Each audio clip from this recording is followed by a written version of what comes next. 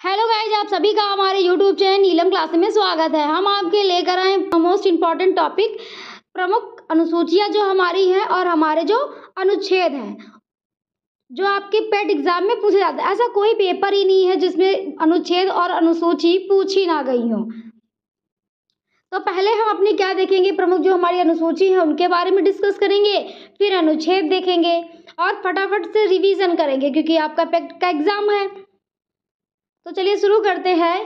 पहली अनुसूची हमारी क्या है?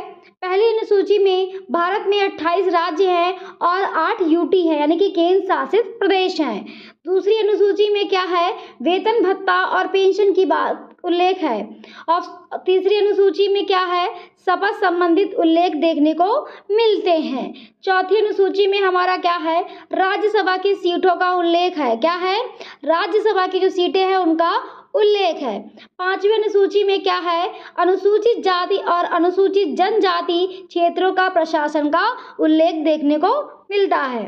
आगे देखते हैं हमारी छठी अनुसूची, असम, त्रिपुरा, मेघालय, मिजोरम जनजाति प्रशासन का उल्लेख है हमारी छठी अनुसूची में। आगे देखते हैं सातवीं अनुसूची। सातवीं अनुसूची में केंद्र और राज्य के बीच शक्ति का बंटवारा है। क्या है? सातवीं अनुसूची में केंद्र और राज्यों के बीच शक्ति का बंटवारा है, जिसमें हमारी राज्य सूची, संघ सूची और समवर्ती सूची के बारे में उल्लेख है हमारी सातवीं अनुसूची में। आगे देखते हैं आठवीं अनुसूची। तो आठवीं अनुसूची में हमारी 22 भाषाओं का उल्लेख है। कितनी भाषाओं का है? 22 भाषाओं का उल्लेख है।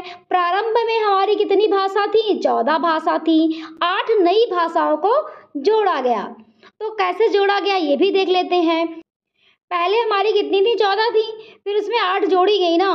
तो 21वां संविधान संशोधन के अंतर्गत सिंधी को जोड़ा गया। किसको जोड़ा गया? सिंधी को जोड़ा। 71वां संविधान संशोधन के अंतर्गत 3 भाषाओं को जोड़ा गया, नेपाली, मणिपुर और कोंकणी। और फिर आगे क्या था? 92वां संविधान संशोधन। तो 92वें संविधान संशोधन के अंतर्गत बोडो, डोगरी, संथाली और मैथिली 4 भाषाओं को जोड़ा गया। 14 भाषाएं थी, 8 और जोड़ी गई। 21वां संविधान संशोधन के अंतर्गत सिंधी को जोड़ा गया। 71वां संविधान संशोधन के अंतर्गत 3 भाषाओं नेपाली, मणिपुर, कोंकणी को जोड़ा गया। 92वां संविधान संशोधन के अंतर्गत बोडो, डोगरी, संथाली, मैथिली को जोड़ा गया। इन 8 भाषाओं को जोड़ा गया। कुल टोटल कितनी है हमारी? 22 भाषाएं हैं। किस अनुसूची में है? 8वीं अनुसूची में है। आगे देखते हैं नवीं अनुसूची। नवीं अनुसूची में भूमि सुधार से संबंधित है। किससे संबंधित है? भूमि सुधार से संबंधित है। 10वीं अनुसूची में क्या है? तो 10वीं अनुसूची हमारे दल बदल से संबंधित है, जिसमें 92वां संविधान संशोधन के अंतर्गत जो है हमारा जिसका प्रावधान है। आगे देखते हैं 11वीं अनुसूची। 11वीं अनुसूची में क्या है? पंचायतों का प्रावधान है। किसका प्रावधान है?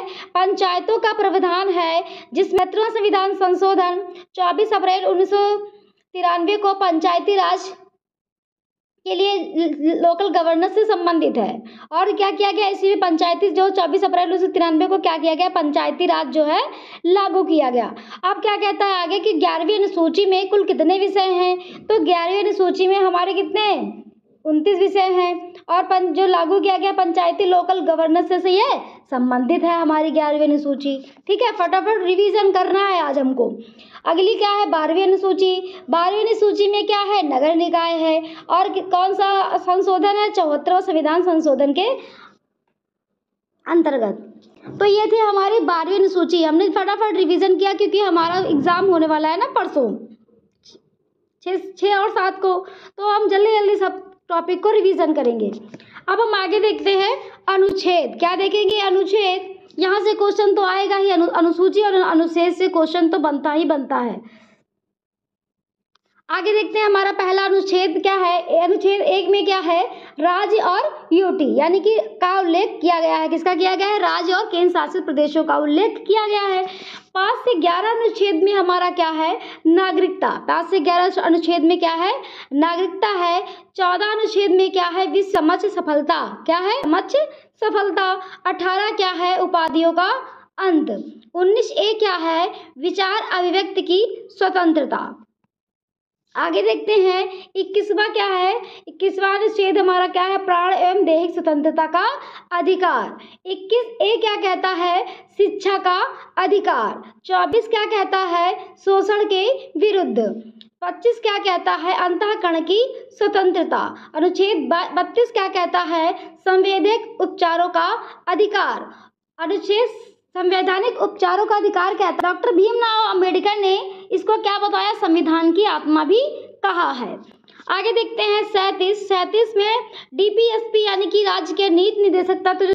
आगे देखते हैं 38 क्या कहता है, लोक कल्याणकारी राज्य। अनुच्छेद 39A क्या कहता है, निःशुल्क विधिक सहायता। अनुच्छेद 40 क्या कहता है, ग्राम पंचायत। आगे देखते हैं अनुच्छेद 44 क्या कहता है, समान नागरिक संहिता।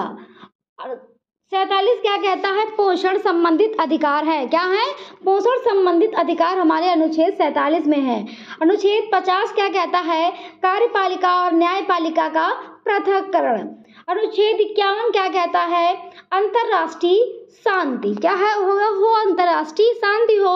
अनुच्छेद 51A क्या कहता है, मौलिक कर्तव्य यानी कि फंडामेंटल ड्यूटीज के बारे में बात करता है। 42वां संविधान संशोधन 1976 सरदार स्वर्ण सिंह समिति सिफारिश पर है। आगे देखते हैं 52 क्या कहता है, भारत का एक राष्ट्रपति होगा। 53 क्या कहता है, कार्यपालिका शक्ति। आगे देखते हैं 54 क्या कहता है, निर्वाचन मंडल। 55 क्या कहता है, राष्ट्रपति का कार्यकाल। 60 क्या कहता है, राष्ट्रपति की शपथ। 61 क्या कहता है, राष्ट्रपति पर लगाया गया महाभियोग। 63 क्या कहता है कि भारत का एक उपराष्ट्रपति होगा।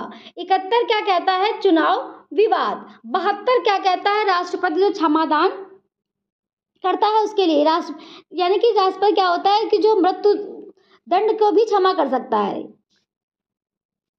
अनुच्छेद 76 क्या कहता है, अटॉर्नी जनरल यानी कि महान्यायवादी।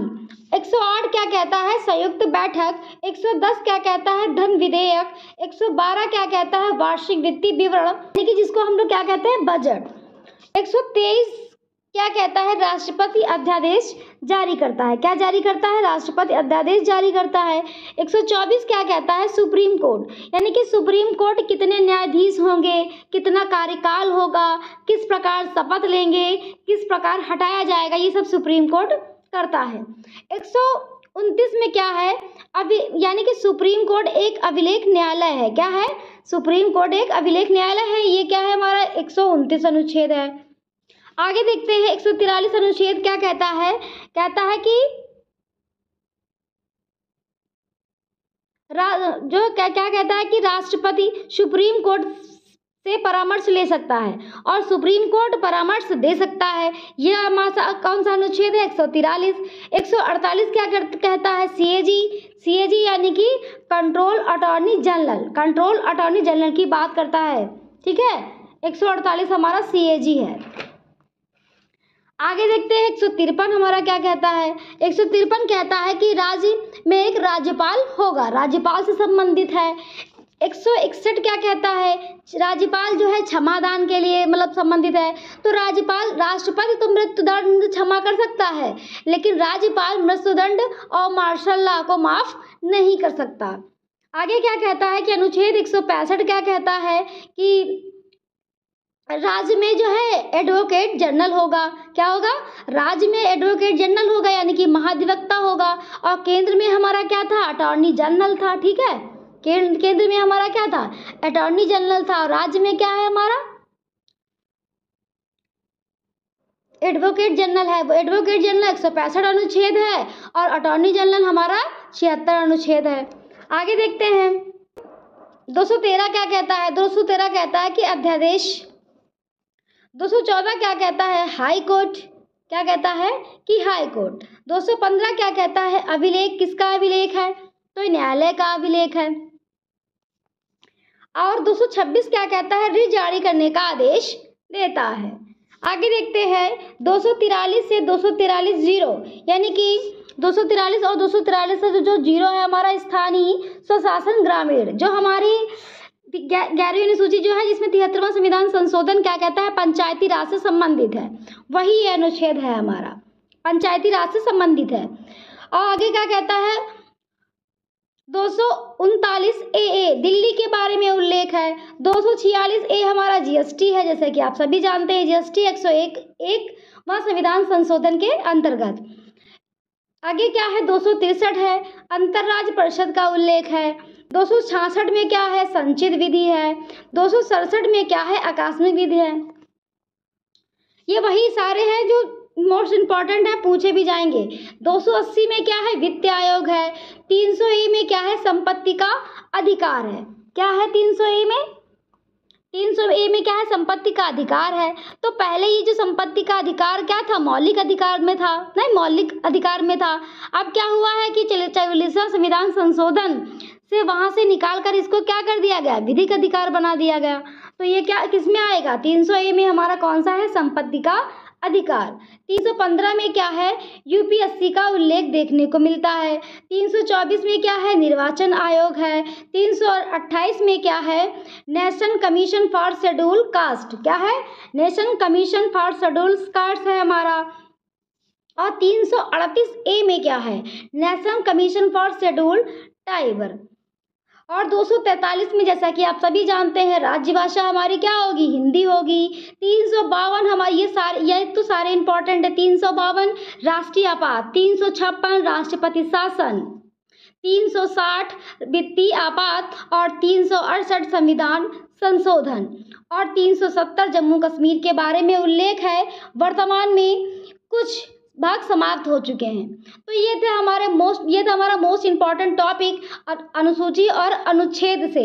यहाँ से क्वेश्चन बनता ही बनता है, ऐसा कोई पेपर नहीं जिसमें अनुच्छेद अनुसूची पूछी ना जाती हो, और आपके पेट में भी पूछी जाएगी। और इनको क्या करिए, आप बार बार रिवीजन करिए, आपको याद हो जाएगा। और 352, 356 और 360 तो हमेशा आपका ज़्यादातर पूछा ही जाता है। कभी आपसे सीधे पूछ लेगा, कभी मैच द फॉलोइंग दे देगा, तो आपको करना है। तो ये थे हमारा मोस्ट इम्पॉर्टेंट टॉपिक। अगर आपको हमारा चैनल पसंद आया हो तो प्लीज़ लाइक सब्सक्राइब करना मत भूलिएगा। Thank you.